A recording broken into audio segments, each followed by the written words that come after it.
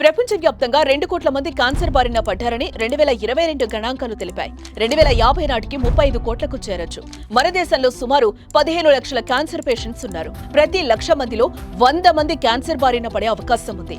మహిళల్లో ప్రతి 8 మందిలో ఒకరికి క్యాన్సర్ వచ్చే అవకాశం ఉందని ప్రపంచ ఆరోగ్య సంస్థ వెల్లడించింది. క్యాన్సర్ పై పూర్తి అవగాహన అందించి క్యాన్సర్ నుంచి తెలుగు ప్రజలను కాపాడే ప్రయత్నం చేస్తోంది సుమన్ టీవీ. బ్రెస్ట్ నొప్పులు రావడం సహజమేనా అనే దానికి ఇది కంపల్సరీ తెలుసుకోవాలండి. ఎందుకంటే ఏ టైంలో వస్తుంది, అన్ని బ్రెస్ట్ నొప్పులు వచ్చేది గడ్డలకు రిలేటెడ్ కాదు, అన్ని బ్రెస్ట్ పెయిన్స్ క్యాన్సర్ అయి ఉండొద్దు. సో మనకి నార్మల్ గా కొన్ని కండిషన్స్ ఉంటాయి. నార్మల్ గా హార్మోనల్ చేంజెస్ వల్ల పీరియడ్ రాకముందు వచ్చే 2-3 రోజుల ముందు చాలా మందికి ప్రొజెస్ట్రాన్ అనే హార్మోన్ వల్ల బ్రెస్ట్ ఎంగాజ్మెంట్ అనేది జరుగుతూ ఉంటుంది. అండ్ ఆల్సో కొంచెం పెయిన్ఫుల్ బ్రెస్ట్ ఉంటుంది. ఇది సహజంగా చూసినట్టయితే నార్మల్ ప్యాటర్న్. మళ్ళీ పీరియడ్ ఆన్సెట్ అయిన వెంటనే అది తగ్గిపోతూ ఉంటుంది అనమాట. ఇంక కొన్ని చేంజెస్ యాండీ అని అంటుంటాం అన్నమాట. ఇది డెవలప్మెంటల్ ఫేజ్.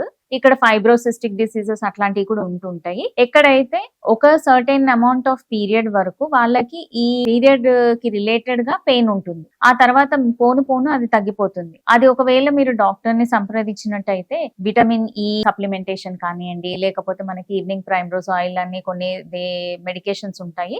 వీటి సప్లిమెంటేషన్, ఫుడ్ లో చేంజెస్ కొన్ని చెప్తూ ఉంటారు. సో ఆ చేంజెస్ చేస్తున్నప్పుడు కొద్దిగా వ్యాయామాలు, కొంచెం యాక్టివ్ లైఫ్ స్టైల్ మెయింటైన్ చేసినప్పుడు ఈ బ్రెస్ట్ నొప్పులు అనేవి తగ్గుతూ ఉంటాయి. బట్ ఎప్పుడైతే మనము ఇదే breast pain if at all గర్భిణీ స్త్రీ ఉన్నారు, వాళ్ళు డెలివరీ అయినాక పిల్లలకి పాలు పట్టేటప్పుడు ఒకటే సైడ్ నుండి పాలు ఇస్తూ ఇంకొక రొమ్ము నుండి పాలు ఇవ్వనప్పుడు ఆ రొమ్ములో గడ్డలు ఫామ్ అయ్యి అక్కడ నొప్పి వచ్చే ఛాన్సెస్ ఉంటది. అది కంపల్సరీ వాళ్ళు చూసుకోవాలి. ఇది గడ్డలు ఫామ్ అవ్వడం వల్ల అవుతుంది, అక్కడ యాబ్సెస్ వచ్చే ఛాన్సెస్ ఉంటాయి. లేకపోతే ఎప్పుడైనా ఏదైనా దెబ్బ తాకింది అనుకోండి, అక్కడ కూడా లోపల ఏమైనా హెమటోమా ఫామ్ అయ్యే ఛాన్సెస్ ఉంటాయి. అలా ఫామ్ అయినప్పుడు కూడా బ్రెస్ట్ పెయిన్ ఉంటుంది. ఇవన్నీ కాకుండా మనం రెగ్యులర్ గా రొటీన్ గా అందరికి చెప్పేది ఏంటి అంటే regular breast examination, self breast examination అంటాం అన్నమాట. ఈ సెల్ఫ్ బ్రెస్ట్ ఎగ్జామినేషన్ అంటే ఏంటంటే తనకు తానుగా ఎవ్రీ మంత్ ఒక పర్టికులర్ సైకిల్ అంటే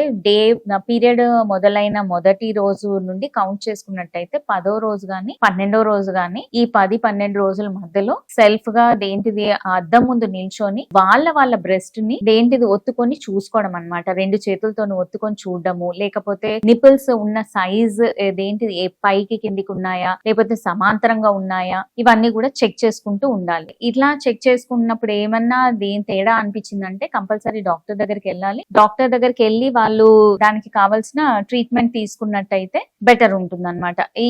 ఏమన్నా గడ్డలు ఏమన్నా ఫామ్ అవుతున్నా గానీ అది పికప్ చేయడానికి ఈజీగా ఉంటుంది.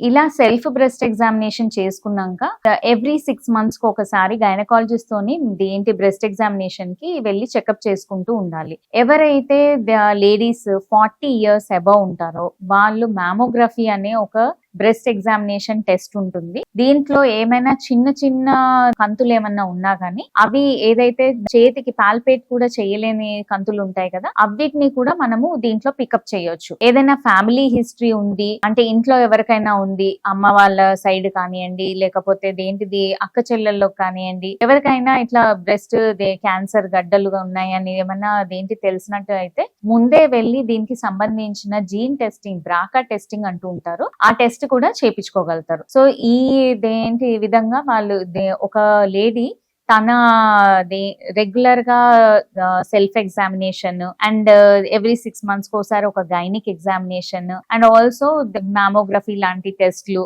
ఇలాంటివి చేసుకున్నట్టయితే ఫ్యూచర్ లో బ్రెస్ట్ క్యాన్సర్ వచ్చే ఛాన్సెస్ ని తగ్గించుకోగలుగుతారు. అండ్ ఇన్ కేస్ ఏమైనా వచ్చే ఛాన్సెస్ ఉన్నా కానీ ముందే పికప్ చేయడం అనేది ఈజీగా ఉంటుంది అన్నమాట.